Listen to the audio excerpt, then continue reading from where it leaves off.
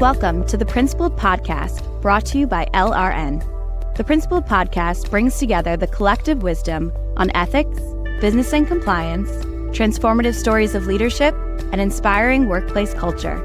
Listen in to discover valuable strategies from our community of business leaders and workplace changemakers.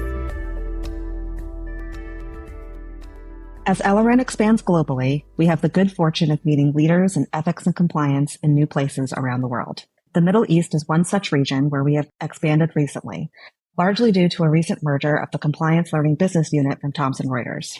How do business practices differ in this region? Who are the like-minded professionals that E&C leaders can connect with in the Middle East? Hello and welcome to another episode of LRN's Principled Podcast. I'm your host, Amy Hannon, Chief Marketing Officer for LRN. And today I'm joined by Elvis Angyiembe, co-founder and co-chair of the Middle East and Africa Compliance Association. He is also the Global Head Integrity, Regulatory Affairs, and Data Privacy for ABB's Electrification Business Area. We're going to be talking about his experience working in the Middle East for various multinational companies, what led him to start MEACA, and what the E&C priorities are for companies in the Middle East. Elvis is a real expert in this area. He holds a JD from Thurgood Marshall School of Law and has worked in the E&C region for nearly a decade. Elvis, thanks for coming on the Principled Podcast. Thank you, Amy. It's my pleasure. So I understand that you've been living and working in the Middle East region for the past 9 years. Can you describe a little bit about what brought you to the region and how your professional career has evolved over that time? Sure. I started my legal career in Houston in oil and gas. Then very early on, I was sent on an expat assignment to South Africa. And in 2016, because of the downturn in oil prices, the company I was working for was forced to shut down a lot of their offices there. And they combined their sub-Saharan African business with the Middle East business, which was based in Dubai. So that's how I moved to Dubai. Interestingly, Amy, even when I was in law school, I'd always dreamed about working in Dubai. So in reality, working in Dubai now is a dream come true for me. Over the past 9 years in Dubai, I've worked for 3 multinationals. And my roles in this company started at a regional level, just supporting Middle East risk.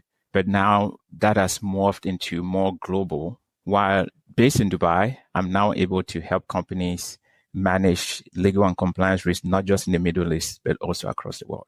Yeah, Elvis, it's so interesting to me that you mentioned this is a dream come true for you. I don't know how many professionals get to say that about where they are in their current role or where they happen to live.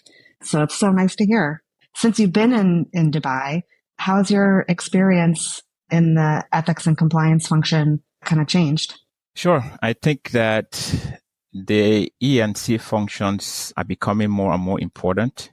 Companies are taking the risk more seriously, and they are willing to invest more money into the E&C programs. And hopefully, E&C functions are no longer being seen as a department of bonus prevention, but ones that are essential for doing business in a sustainable way. And as you know as well, misconduct is becoming more sophisticated and also very difficult to detect. And another element of evolution that I'm seeing is that improper payments are taking different forms now from before. Think about cryptocurrency, right? So gone are those days where the older forms of improper payments were suitcases full of money. And now it's becoming more sophisticated where people can make payments through cryptocurrency and other sort of Bitcoin-related payment systems.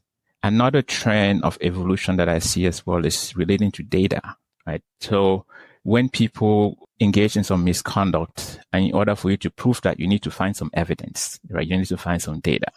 What we know now is that having access to data is also becoming more difficult, right? Think about WhatsApp, think about WeChat, think about other media of communication. And these are very common nowadays where business leaders are running businesses on these platforms.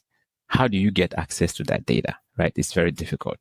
So I would say E&C functions have evolved to catch up with these challenges, and they are becoming more data-driven, and they must continue to evolve, because if not, they'll not be able to keep up with the times. Mm-hmm. And you had mentioned very briefly that you have experience working in the U.S., of course. You mentioned Houston, but South Africa as well before making your way to Dubai. Have you noticed that, the management of E&C programs differ in the Middle East region compared to others? Well, maybe fundamentally, E&C risk is uniform across the board, right? No matter what regions or which country you're based in, I think it's uniform. I say that because human beings are human beings, right? No matter where they are. Bad actors are bad actors, regardless of which regions they are in. So in that respect, the risk is really the same across regions. So there shouldn't really be any extreme differences in E&C programs. Look, you cannot have a code of conduct for every region that you operate in, or you cannot have a code of conduct for every country that you operate in. So in my mind, the main differences across regions is really in the culture, right? So in certain cultures, certain things are more prevalent and more acceptable. The Middle East, for example, has a unique culture, right, which has been formed over time. And people are used to certain habits that may have become normal. Some of these habits may not be in line with the expectation of regulators. So the key for me, I think, in the Middle East is to get people to see why, even though something may be common practice culturally, if it is improper behavior, then the fact that it's common doesn't make it right. So I would say one of the biggest differences that I see from working in various regions in the world, like you mentioned, in the US, in Africa, in Asia, and anywhere else, is just the culture. All right. And as you know, the success of an ESC program depends on the culture. But I'm sure there must be some trends or dynamics that are unique to the Middle East region. Sure, absolutely. Again, I've been here for 9 years and I have seen the ENC evolution, and I've seen the changes that are happening in the region. I would say the countries are finally catching up to the global transparency trend. We see this because they're passing laws that are similar to US laws, to UK laws, as it relates to bribery and corruption, as it relates to data privacy, money laundering, and other areas. And that is happening. I think part of it is organic. It's organic because they're just catching up, but also because of recommendations that are coming from, for example, lending institutions, right? If you're going to get money from us, you need to show us that you're going to use this money properly, and then it's going to be transparent. So the countries in the regions there now are, evolving dynamically and becoming more transparent. They're asking a lot more questions about like beneficial ownership of companies, the source of money.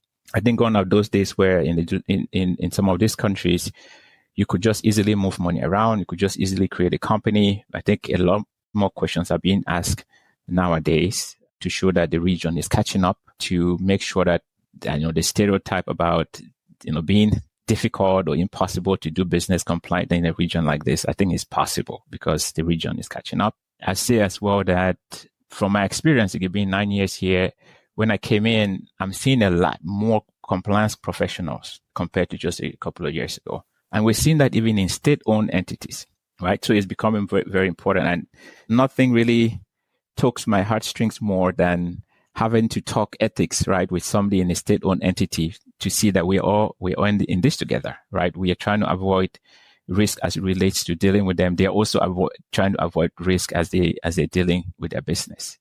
A couple of things that are unique right now. ESG is a big topic now in the region. Anti-money laundering is also a very big topic. And just from a trade compliance perspective, given where the Middle East is located, being almost in the middle of the world, the risk of diversion and sanctions control is also very, very unique in the region. So some of those things are what I'm seeing and the dynamics and trends happening in the region right now. And you had mentioned just a couple of minutes ago, data a couple of times, and how access to data is one of the elements that have really been changing how ENC programs are managed. How is the focus on data analytics and the insights compliance leaders can glean from that data, helping to evolve ENC program management and just to help measure the overall effectiveness? Amy, you probably heard about the saying now in the profession that data is the new oil, right? And I believe that. I think data is the new oil.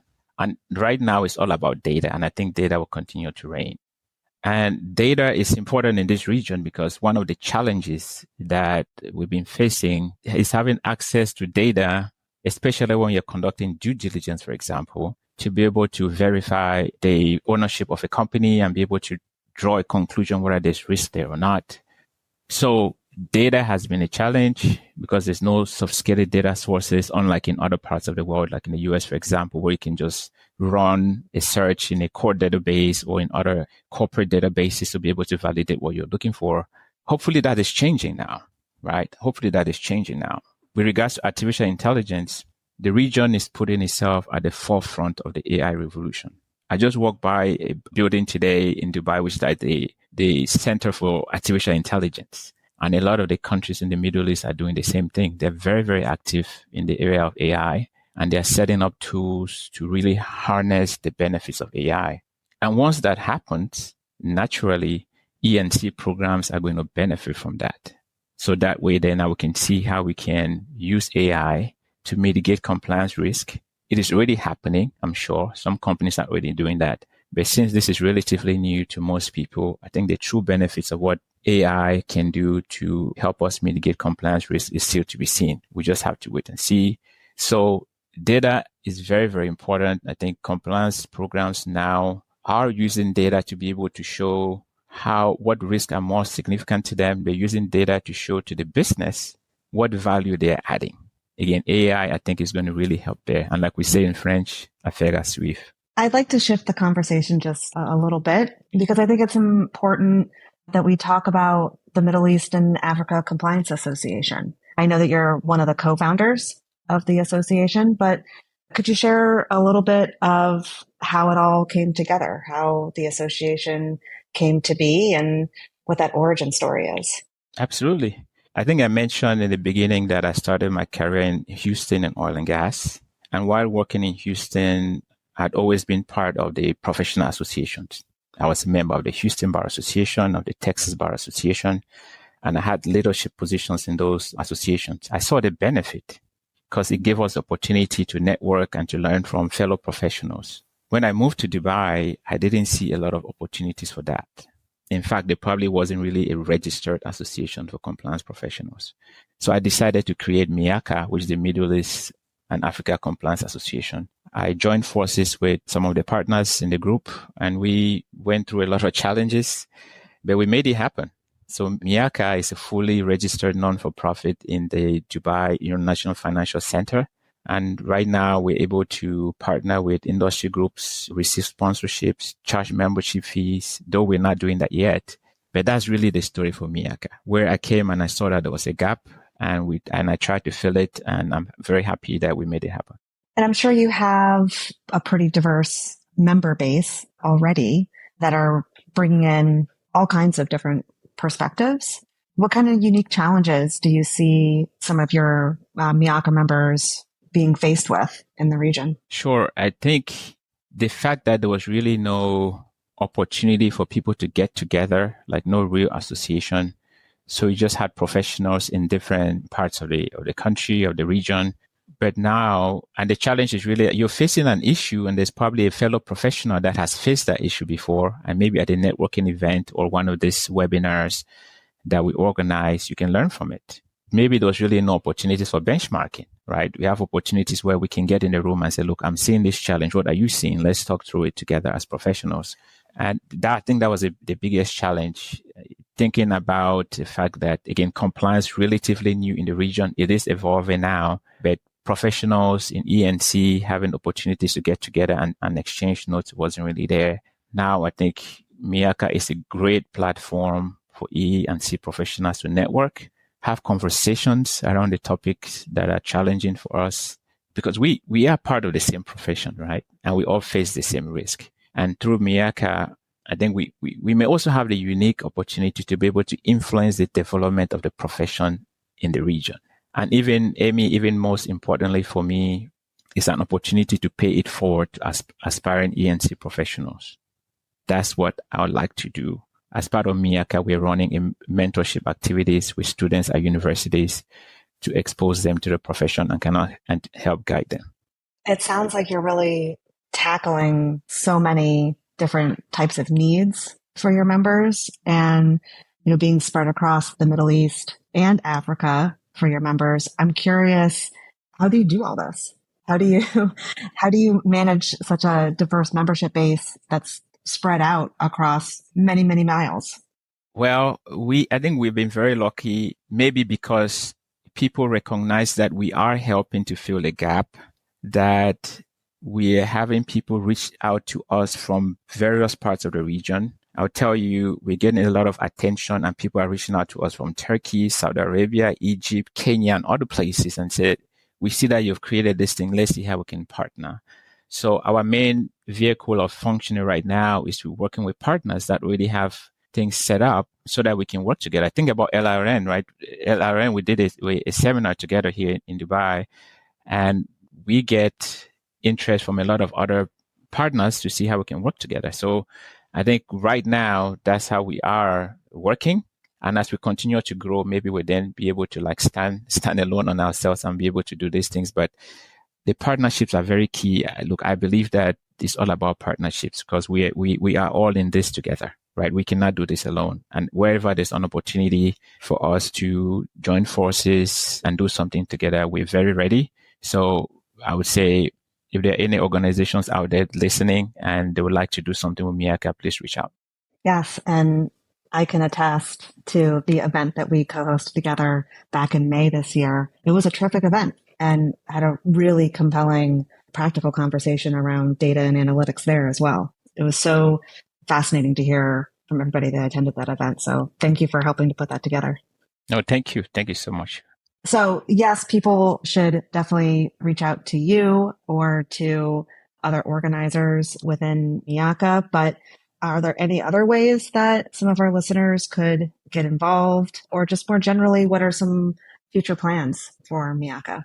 So future plans, we are in the process of organizing a couple of events here in Dubai. We are partnering now to do a conference in Saudi Arabia. And we also have plans to organize a big anti-corruption conference in Kenya in February next year. Just stay tuned and see what we have to offer. Well, Elvis, I know that we can continue to talk about the Middle East region, ENC, trends, and the future of MEACA for many more minutes, but I think we're almost out of time today. I'd like to thank you for joining me on this episode of the Principal Podcast. Thank you so much. It was a pleasure. Yes. So my name is Amy Hannon, and I want to thank all of you for listening to this episode of the Principal Podcast by LRN. We hope you enjoyed this episode. The Principled Podcast is brought to you by LRN. At LRN, our mission is to inspire principled performance in global organizations by helping them foster winning, ethical cultures rooted in sustainable values. Please visit us at LRN.com to learn more. And if you enjoyed this episode, subscribe to our podcast on Apple Podcasts, Stitcher, Google Podcasts, or wherever you listen. And don't forget to leave us a review.